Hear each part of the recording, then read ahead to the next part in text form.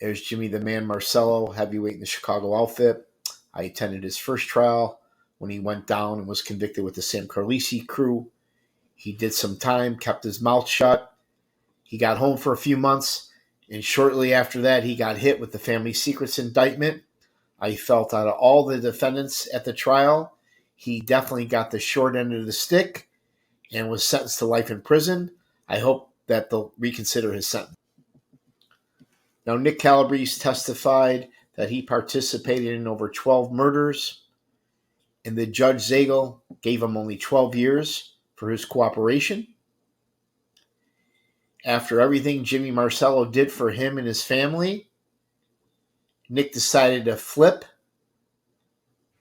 and testify against Jimmy Marcello, and was the main reason Jimmy Marcello is spending the rest of his life in prison. Now, Nick Calabrese testified that while him and little Jimmy were locked up at Milan Federal Prison, that they became pretty close. Nick was complaining to Jimmy about working for his brother, how his brother abused him, mistreated him and his family, wasn't paying him.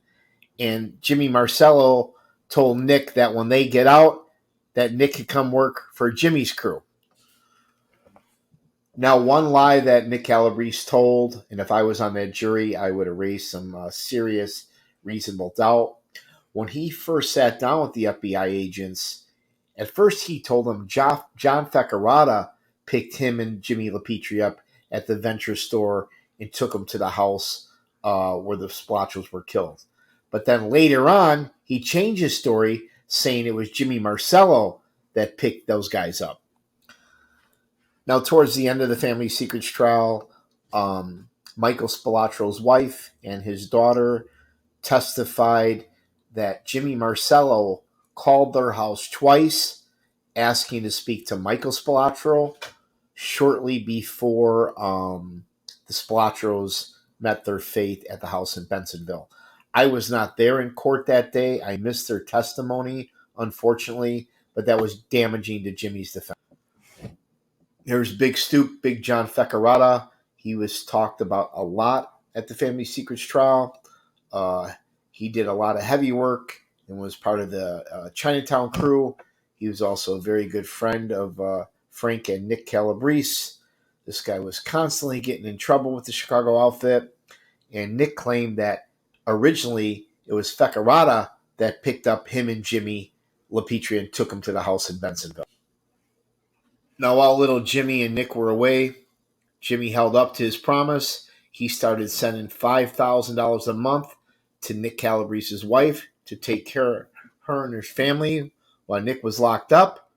And later on, he was on tape talking to his brother Mickey Marcello that was the best money he ever spent, and he wasn't too concerned about Nick flipping against him.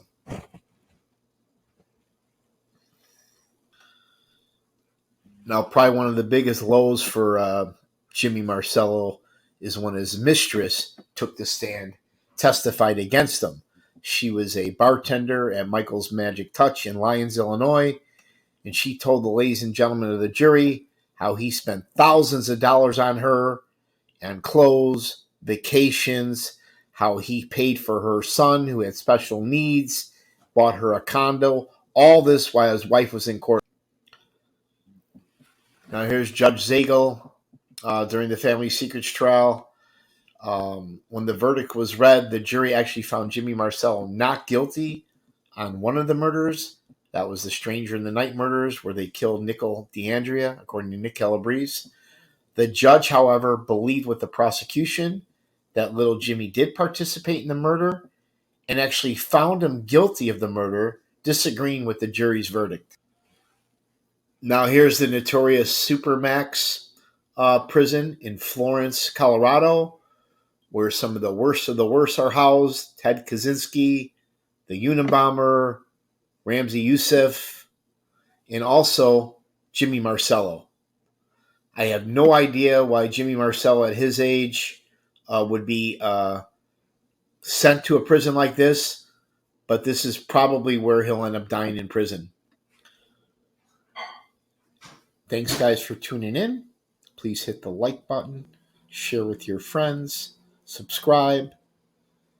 Enjoy reading all your comments. I'm still kind of new, still learning this, so please be patient as I learn how to create and edit. I'll get more into greater detail on each trial. And these are real stories from being inside the courtroom. It's nothing I read or seen on TV.